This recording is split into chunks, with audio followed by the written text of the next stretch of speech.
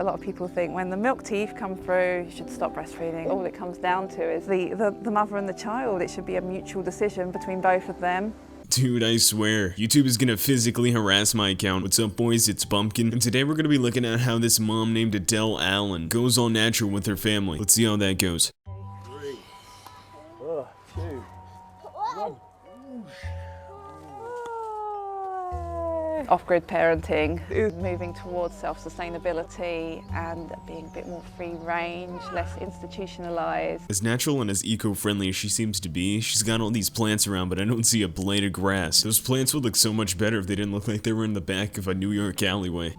The Allen family adopts an all-natural approach to every aspect of parenting. When I fell pregnant, I very much felt that I didn't want any medical intervention, and so for me the only way to achieve that was to step out of the system. Oh lord, so you give your children no medicine when they get like sick or anything, high fever, and you just let them take it? We did receive some very interesting messages, such as what if your choices end up in your child being born dead, which then obviously added to our own stress. Yo, I can tell you a great way to, take off that stress. It's very simple, very easy. Just give medicine a try. I know it's something that you're not aware about and you don't know what's in it all the time, but come on, it's kept people alive for a while.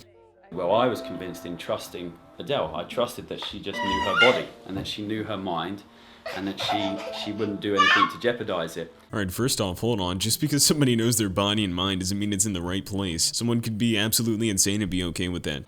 Lotus birth is basically you don't cut the cord, so you let it naturally fall away, and you kind of wrap it up and treat it with salt and keep it clean.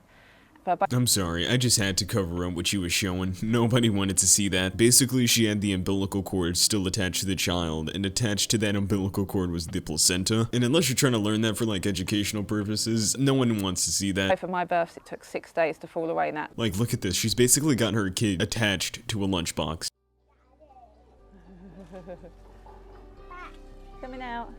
Perhaps controversially, Adele and Matt have decided not to inoculate either of their children. Yep, that's what I was waiting for. For everyone that doesn't know, inoculation is just another word for vaccination. And as you heard her say, they don't vaccinate their children, which is something I expected. But the scary thing about this is there's so many things that you can get that they have vaccinations for, and they just refuse to do that.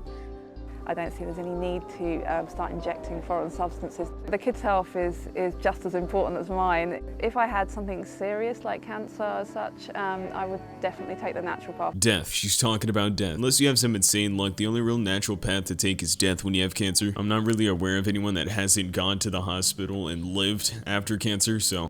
Breast milk can be used for conjunctivitis or eye infections. Hold on a second, did you just say for eye infections? What are you gonna do, squirt your titty milk inside of my eye sockets? It's a sterile substance, obviously. It's coming right out the body and it's at the perfect temperature of all the living enzymes. Yeah, no thank you. You can keep your sterile substance to yourself.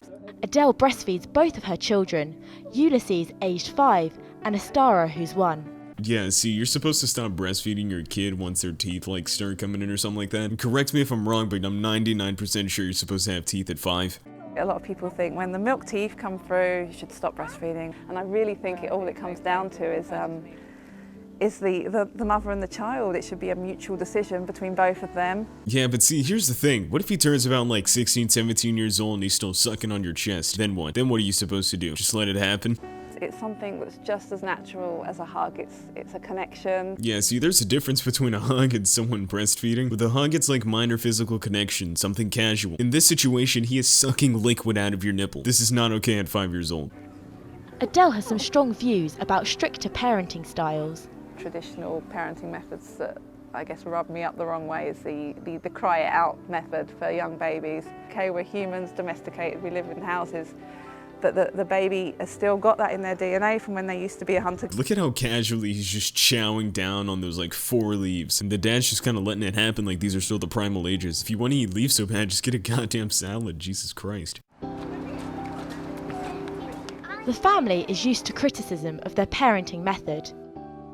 I was walking with Astara outside the shop and she's barefoot, and it's a local shop on a main road, and so yeah, there is dirt, there is the potential for glass and for hazards, and so a gentleman noticed this. He said, "You do realise your daughter's not wearing any shoes?" And all I turned around and simply replied is it's the greatest way for her to feel life. Sorry that clip dragged down for so long. This guy talks really slow. But you're absolutely insane if you're very aware that your daughter could slice her foot open with a glass piece and you just don't care. If feeling alive is excruciating pain in the foot, then I don't really want to live anymore. But hey, you guys do whatever you want. To interact with life, to get a feeling of the sensation beneath her feet.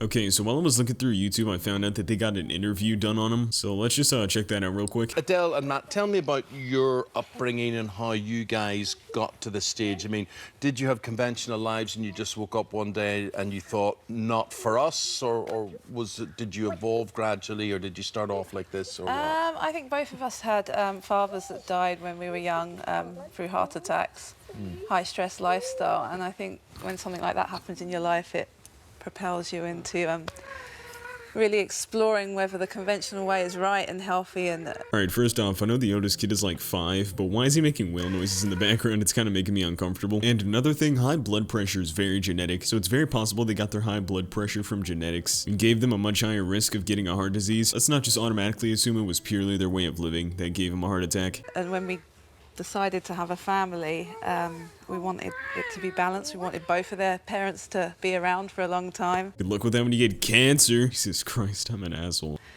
And so that's really probably was the beginning of Let's talk about, so we've done birthing, which you did all naturally, which, you know, a lot of women can go along with. But when it comes to medicine for your children, vaccinations, Yes. you're taking... It's really hard to pay attention to the interview when you've got the cameraman just pan on this child staring at nothing.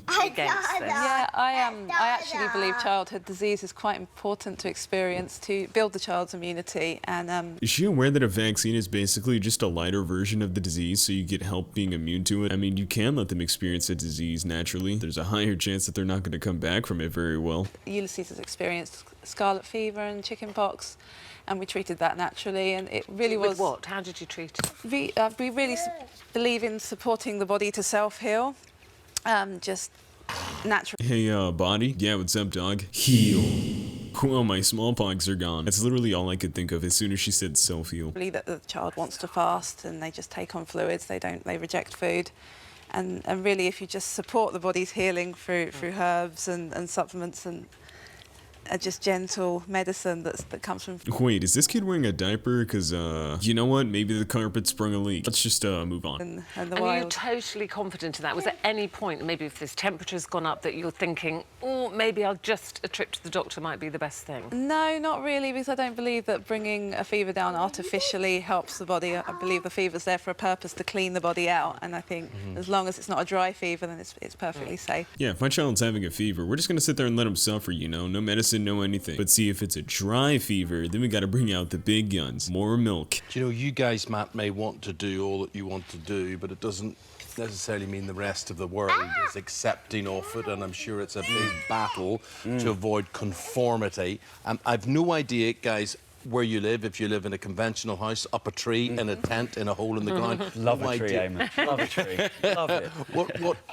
What is life? Where do you live and how do you live?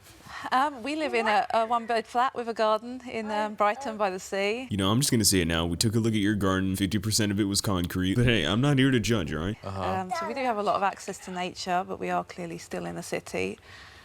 So we love the kids to be barefoot, but they're not barefoot all the time because of the nature of being in the city. Adele, you're not alone there. Amazingly, we had a guest on this programme 4 weeks ago who was here to talk about something completely unrelated, and she had no shoes on, and she didn't wear shoes ever. Okay. And I said we're going to have her back to talk about life without shoes. Hello, welcome back. So how's life without shoes? I walk barefoot. That would honestly just seem like the most boring conversation in existence. So it is amazing how things crop up. It makes the feet stronger, actually. It's Probably makes the feet smell stronger. My best guess is that their feet smell like salt and vinegar chips and sweat. Quite frankly, no one wants to be around that. So a lot of people worry about the feet getting injured, but it's the shoes that make them soft, and Yeah, okay. Just imagine if their 1-year-old child got a 2-inch glass shard stuck in their foot. Don't worry, tough it out. The glass makes it stronger.